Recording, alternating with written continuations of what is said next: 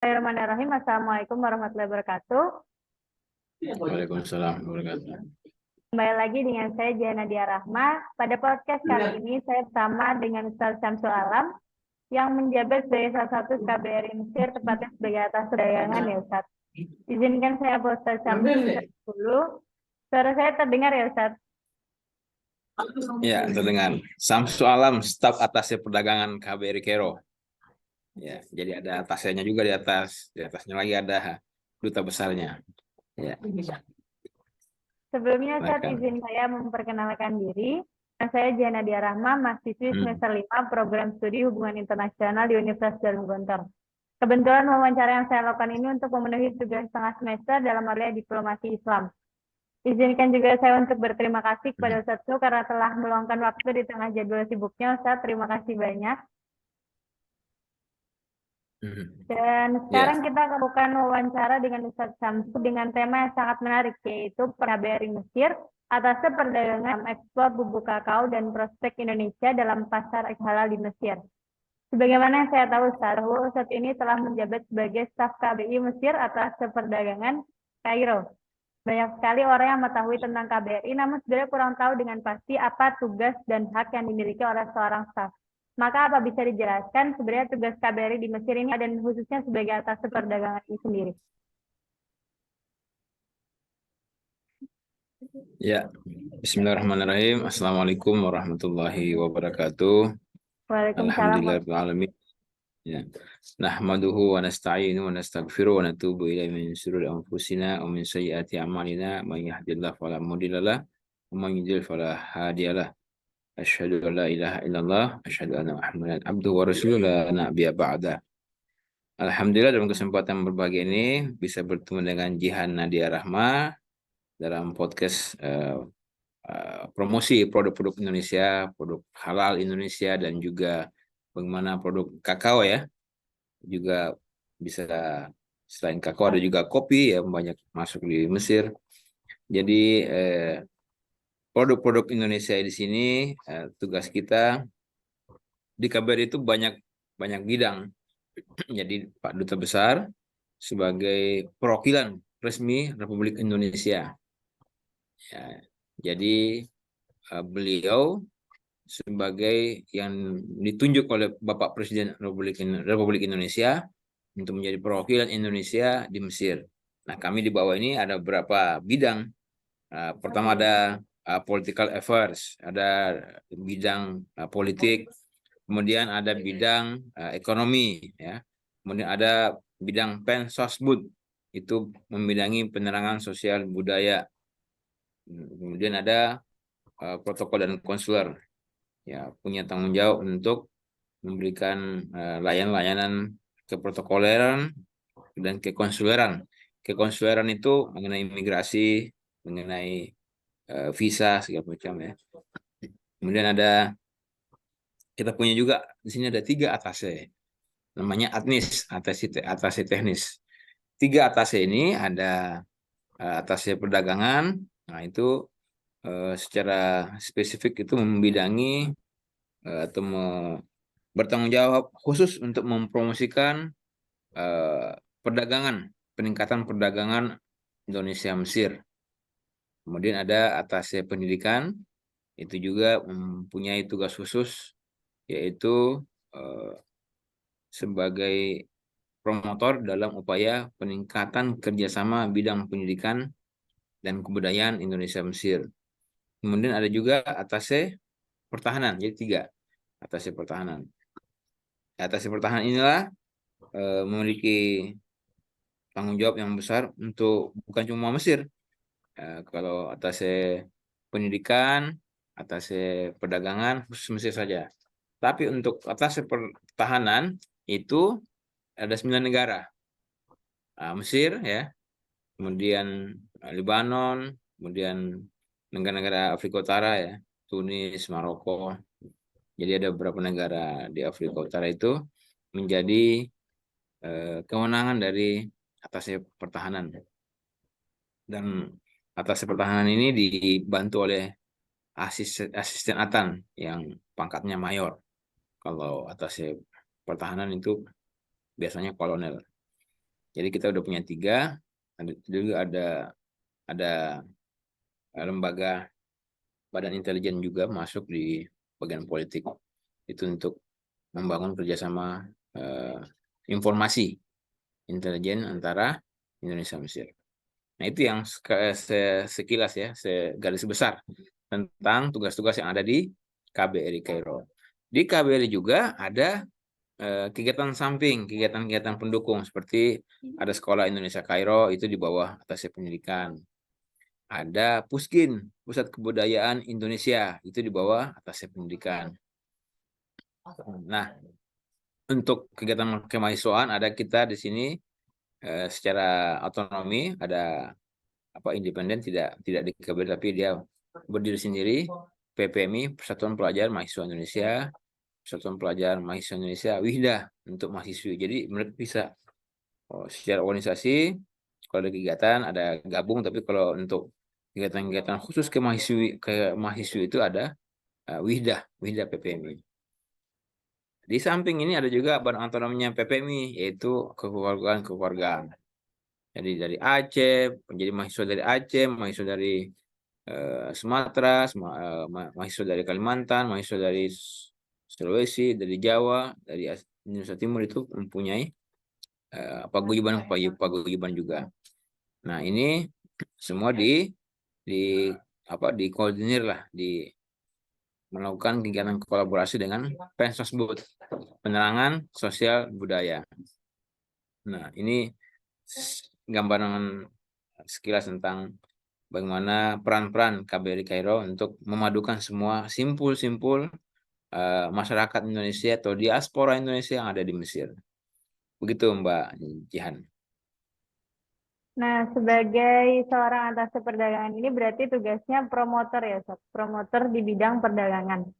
Nah, pada Ya, 27 Maret kemarin, 2023, ya. Duta Besar Republik Indonesia di Mesir, Pak Lutfi Rauf, didampingi atasé perdagangan dan koordinator fungsi ekonomi KBRI Kairo, baru menandatangani kontrak invasi produk bubuk kakao sejumlah 25 ton metrik atau senilai dengan 717 juta dari PT Kans Agro ke A to Z for Import and Export. Nah, dalam kegiatan tersebut apa antum berpartisipasi, Sob? Ya, betul. Nah, lalu sebenarnya KBRI dalam ekspor bubuk kakao ini tersendiri di ekspor bubuk kakao ini bagaimana, Sob? Ya, di sini ada beberapa produsen kita yang besar. Ini hanya beberapa aja yang kelihatan dan kita pantau itu luar biasa peningkatan ekspor kita di bidang kakao, dan hingga saat ini sudah bisa istilahnya mencapai kemajuan, karena kita di sini ada bubuk kakao dan juga ada kakao butter. Selain itu juga ada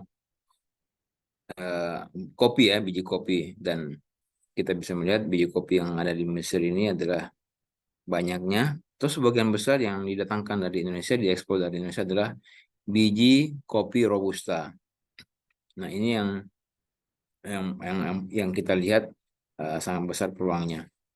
Nah, di samping itu kita bisa melihat di tanggal 27 Maret yang lalu itu, 27 Maret 2023, kita ada penandatanganan Bayer Mesir melakukan importasi produk bubuk kakao dari Indonesia ke pasar Mesir.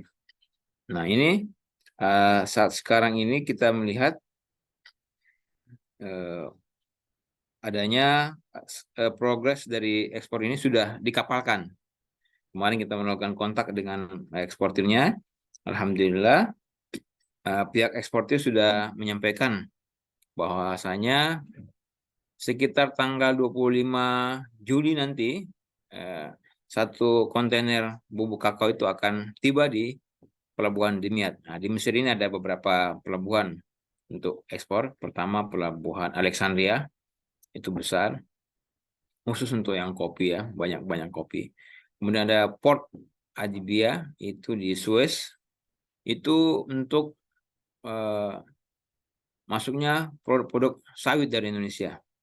Kemudian ada Port Sukhna, kalau ada produk-produk makanan olahan ya, kayak tuna kaleng, biskuit, dan lain sebagainya. Kemudian ada juga Port Damietta. Nah, ini yang A to Z yang tadi dibacakan Mbak Nadia itu, Mbak Jihan, itu dari dia akan tiba di pelabuhan Port Damietta, tempat A to Z mengimpor produk kakao dari Indonesia. A to Z juga selain mengimpor bubuk kakao juga mengimpor biji kopi dari Indonesia. Kita melihat di data kita tahun 2022, kakao powder kita mencapai 8.410.000 dolar ekspor kita ke Mesir. Jadi kemudian untuk kakao butternya, jadi yang bisa menjadi vegetable ghee atau kayak seperti margarin ya, semacam itu untuk margarin dalam apa fraksi atau dari turunan dari kakao powder itu mencapai 4.323.000 US dollar. Nah, ini termasuk yang tinggi dari ekspor kita ke Mesir. Nah, dari bicara mengenai eksportasi ini, alhamdulillah tidak ada hambatan karena adanya saling percaya antara produsen kakao kita dengan importir. Dan juga kakao ini ketika kita tanya bahan bakunya, mereka ambil dari Sulawesi atau dari Sulawesi Tenggara ya, Sulawesi Tenggara, dan sebagian dari Sulawesi Tengah. Begitu Mbak Jihan. Untuk angka memang sudah tidak diragukan lagi ya, tapi memang di Mesir ini kan terkenal dengan keislamannya. Tapi apakah pasar di sana menggunakan prospek halal, Ustaz? Kalau memang iya, menurut Antum bagaimana standarisasi prospek halal market yang ada di Mesir? Nah, ya ini bagus sekali untuk produk halal Indonesia. Jadi Mesir ini memiliki lembaga sertifikasi halal atau namanya EGIS ya. Kalau di websitenya itu EGI Islam Halal. Nah, dalam posisi sekarang produk-produk yang mesti menggunakan label halal adalah produk daging-daging ya, daging daging sapi, daging kambing, kemudian daging ayam atau unggas ya. Jadi semua bentuk daging baik itu frozen ataupun dalam bentuk sudah kalengan itu wajib ada sertifikasi halal. Nah, sertifikasi halal ini Mesir sudah memiliki sendiri EJ halal dan mereka sudah menawarkan kerjasama juga dengan Indonesia apabila Indonesia ingin mengekspor produk-produk hewani atau daging frozen atau daging beku ya atau daging kalengan. Jadi kemarin dari tahun lalu itu wakil dubes dari atau Deputy Chief of Mission dari New Zealand itu sampai minta ketemu dengan kita, dengan Indonesia. Bagaimana sih produk-produk Indonesia itu bisa masuk dengan leluasa ke pasar Mesir. Ketika kita tanya ya kita sampaikan kalau produk-produk halal Indonesia seperti tadi biji kopi ya, bubuk kakao itu sudah artinya selama itu sudah mendapatkan sertifikasi kesehatan dari Indonesia, BPOM ya, atau Health Certificate, sertifikat kesehatan dari pemerintah Indonesia, produk-produk Indonesia boleh masuk secara leluasa ke pasar Mesir. Makanya kita mendapatkan semacam privilege ya, atau mungkin juga penghargaan dari pihak Mesir. Untuk produk minyak sawit aja, itu kita bebas dia masuk, Mbak Jihan. Untuk produk biji kopi yang terbesar Robusta itu juga bebas masuk ke pasar Mesir. Untuk produk-produk lainnya seperti rempah-rempah, produk halal. Dan itu hanya mendapatkan 2% saja dia masuk ke pasar Mesir. Nah, ini sebuah harapan yang besar untuk kita semua untuk bisa melakukan eksportasi ke pasar Mesir. Jadi yang sampai sekarang ini Mesir mewajibkan adanya label halal adalah untuk produk-produk daging atau unggas. Ya biasanya mereka impor dari Brazil, mereka impor dari New Zealand, mereka impor dari Australia. Karena dari Indonesia sendiri dalam catatan kita belum ada ekspor produk daging. Kalau produk-produk kalengan seperti tuna kaleng, ya, sarden kaleng itu hanya mensyaratkan adanya sertifikat kesehatan atau health certificate. Dalam Islam juga kan disebutkan al-bahru al-hillu maitatuhu. Jadi laut atau apapun hasil laut itu adalah halal, halal bangkainya ya. Jadi apapun produk-produk hasil perikanan dan hasil laut itu sudah dianggap halal. Dan kita untuk produk perikanan juga bagus pasar Mesir. Kita ada namanya di lautan Pulau Jawa itu namanya ikan bloso. Orang Mesir bilang lizard fish atau makaroni itu banyak sekali peminatnya di pasar Mesir. Juga ada red mullet, bentuknya kecil, ya bentuknya kecil, tapi bisa kalau kita makan itu rasanya kayak udang ya, karena dia makan udang-udang kecil. Dan banyaknya dari Medan atau Belawan di Sumatera Utara. Begitu, Mbak Jihan. Sepertinya jawaban yang tadi sudah menjawab pertanyaan selanjutnya, Ustaz, tentang seberapa besar peluang Indonesia Ya. untuk ekspor ke Mesir. Kita bisa lanjut ke pertanyaan selanjutnya. Dalam sekian banyaknya barang yang telah diekspor ke Mesir, ke depannya apakah ada sektor atau barang yang dicanangkan akan diekspor ke pasar Mesir selain barang-barang yang sudah ada di pasar Mesir, Ustaz? Iya, waktu kunjungan dari Pak Menteri Perdagangan, Pak Mendak, Pak Zulkifli Hasan, beliau menantang kita agar bisa ekspor lebih banyak lagi, bisa di atas 3 miliar dolar. Karena kita untuk saat sekarang ini sudah total perdagangan Indonesia Mesir di atas 2,6 miliar dolar. Ya, kita di atas 1,8 sekarang ya, miliar dolar. Dan eh, Mesir sekitar 400 juta dolar. Kita melihat di data BPS-nya Mesir, Badan Biro Statistik Mesir itu ada 395 juta dolar ekspor natural gas ya, atau gas alam dari Mesir ke Indonesia. Itu hebat juga itu Mesir. Bisa diam-diam ekspor gas alam ke Indonesia. Nah, potensi produk halal kita itu besar sekali di Mesir. Untuk sawit saja ini kita catat di atas 995 atau 1 miliar US dollar. 1 miliar US dollar. Kalau kemarin ada tanda tangan MOU hanya 2 perusahaan itu sekitar 800 juta dolar. Itu sekitar 12 triliun untuk 1 tahun aja. Jadi dari keseluruhan ekspor kita ke Mesir, ini kan 1,6 sekarang ya, 1,6 miliar dolar di tahun 2022 ekspor Indonesia ke Mesir.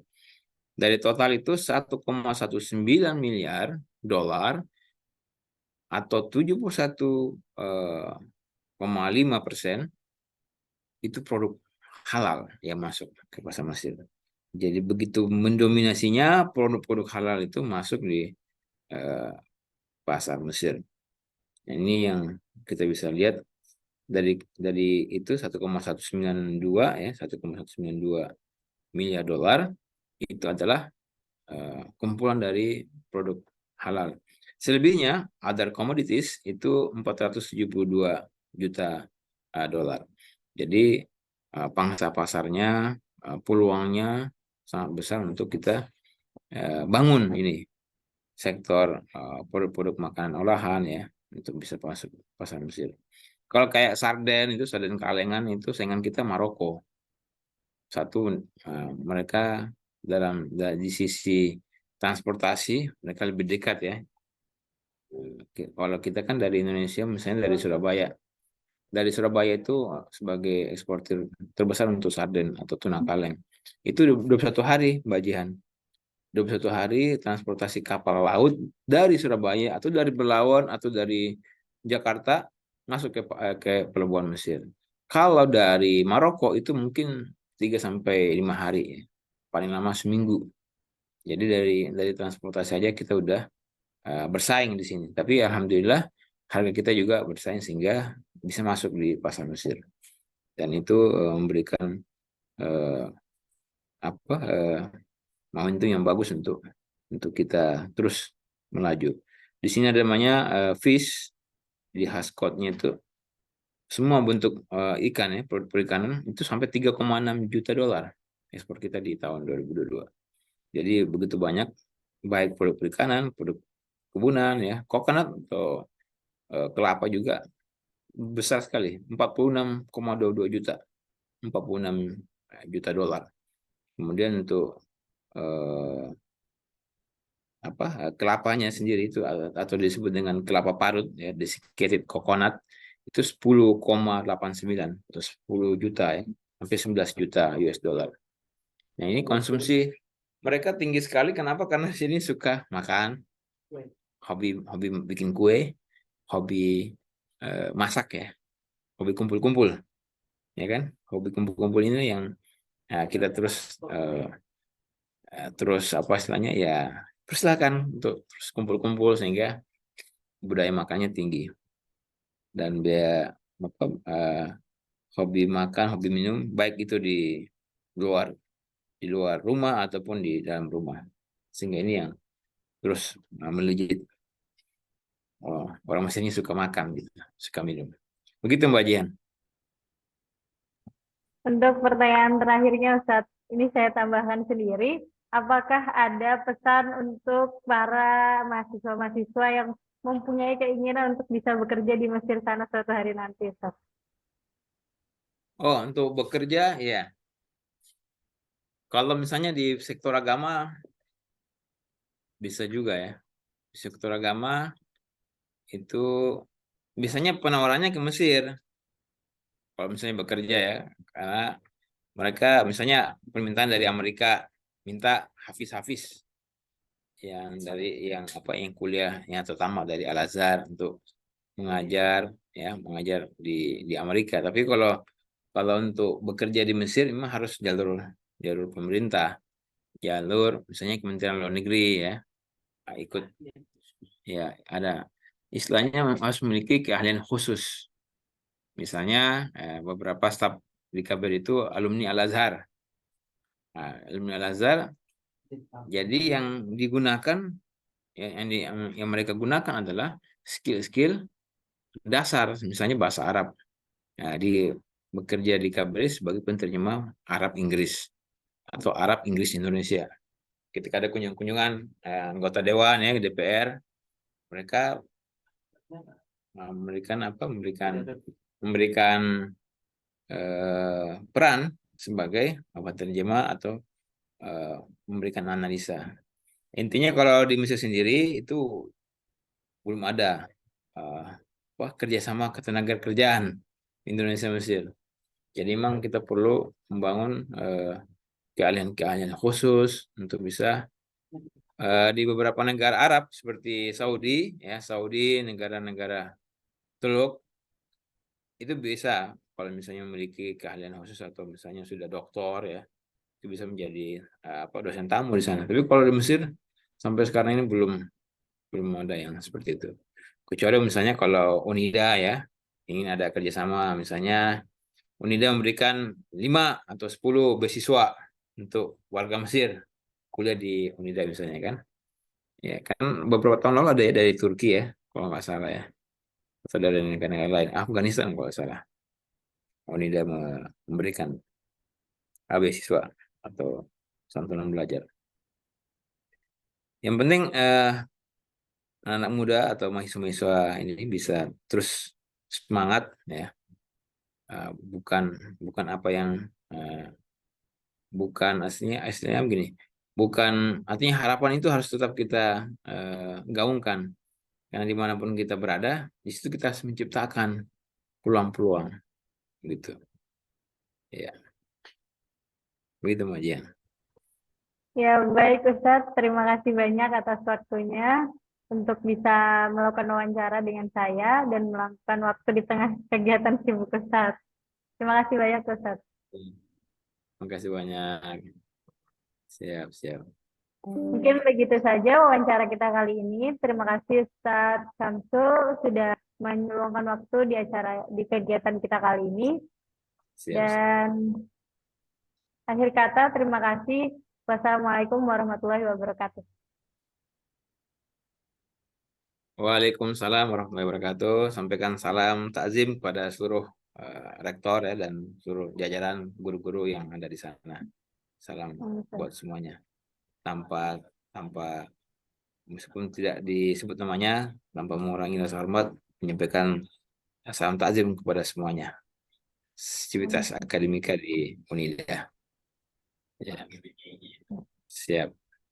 Terima kasih, Ya. Ustaz. Assalamualaikum warahmatullahi wabarakatuh.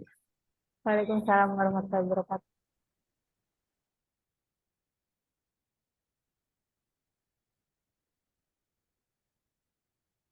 Izin live ya.